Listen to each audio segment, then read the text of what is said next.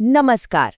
चलिए आज बात करते हैं 20वीं सदी के उन दो सबसे बड़े संघर्षों की जिन्होंने दुनिया को हमेशा के लिए बदल दिया। हाँ, वर्ल्ड वॉर्स की। ये एक तरह से आपकी एग्जाम की तैयारी के लिए क्विक रिव्यू गाइड है। इन युद्धों ने न सिर्फ दुनिया का नक्शा बदला, बल्कि इनका असर हम आज भी महसूस करते हैं। तो तैयार हो जाइए, हम इसमें गहराई से उतरने वाले हैं। ये सवाल ही इस पूरी कहानी का दिल है और एग्जाम के पॉइंट ऑफ व्यू से इसे समझना सबसे ज़रूरी है।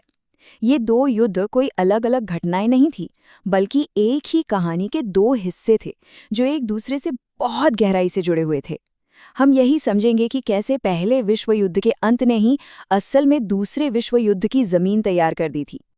ठीक है, तो आज का हमारा रोड मैप क्या है? हम 5 ज़रूरी हिस्सों पर नज़र डालेंगे। सबसे पहले युद्ध के 4 मुख्य कारण। फिर वर्साइकियोस संधि की बात करेंगे जो शांति के नाम पर एक तरह का बदला थी।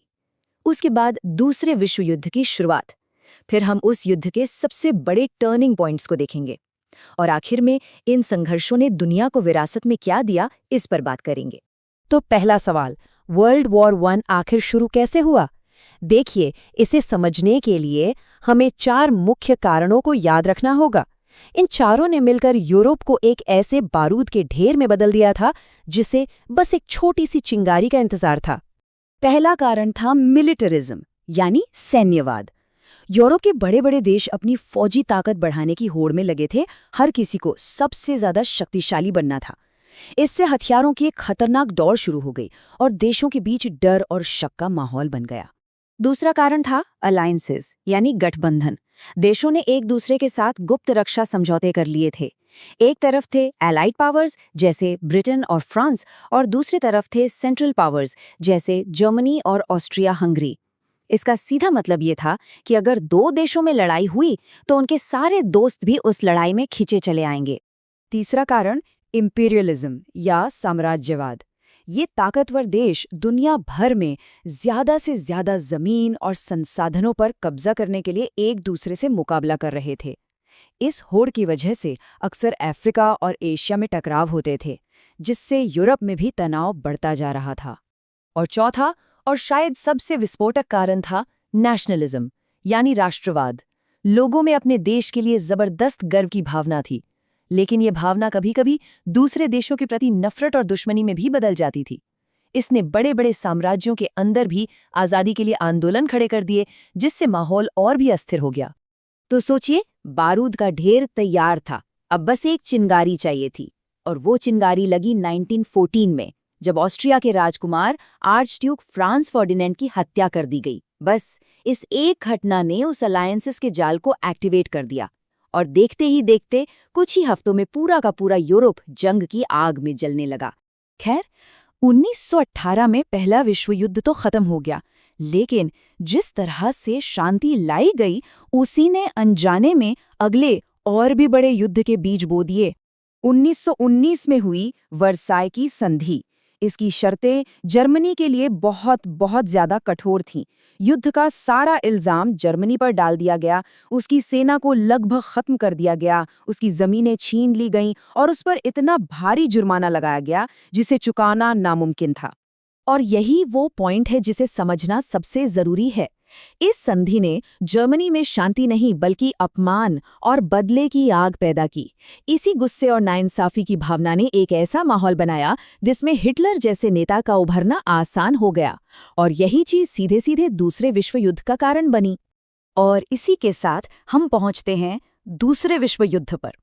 वर्साई की संधि से जो गुस्सा और आर्थिक तंगी पैदा हुई, उसने दुनिया को एक और, इस बार पहले से भी कहीं ज्यादा विनाशकारी जंग में धकेल दिया। इस बार दुनिया फिर से 2 टीमों में बटी हुई थी।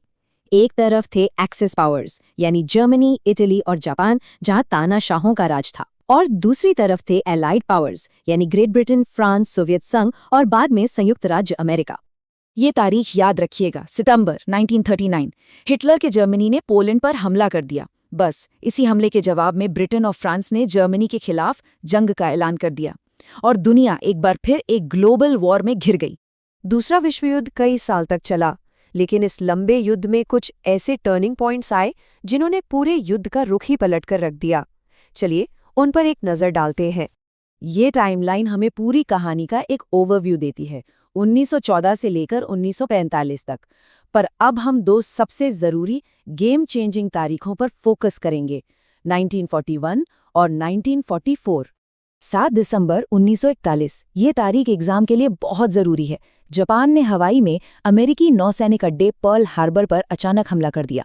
अमेरिका, जो अब तक युद्ध से दूर था, इस हमले ने उसे सीधे जंग में खींच लिया और अमेरिका की एंट्री से अलाइड पावर्स की ताकत कई गुना बढ़ गई। और फिर 6 जून 1944, डी डे, ये भी एक बेहद अहम तारीख है। ये इतिहास का सबसे बड़ा समुद्री हमला था। लाखों की तादाद में अलाइड देशों के सैनिक जर्मनी के कब्जे वाले फ्रांस के नॉर्मंडी तट पर उतरे और इस कामयाब हमले ने ही यूरोप में जर्मनी के अंत की शुरुआत कर दी। आखिरकार 1945 में युद्ध खत्म हुआ, लेकिन इसका अंत बहुत ही भयानक तरीके से हुआ। अमेरिका ने जापान के 2 शहरों हिरोशिमा और नागासाकी पर एटम बम गिरा दिए। इस जबरदस्त तबाही के बाद जापान ने सरेंडर कर दिया और दूसरा विश्व युद्ध ऑफिशियली खत्म हो गया। ये युद्ध तो खत्म हो गए, लेकिन इनकी गूंज आज भी सुनाई देती है।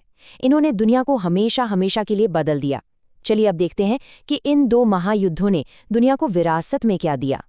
चलिए इनके मुख्य परिणामों को फटाफट देख लेते हैं, जो अक्सर एग्जाम में पूछे जाते हैं।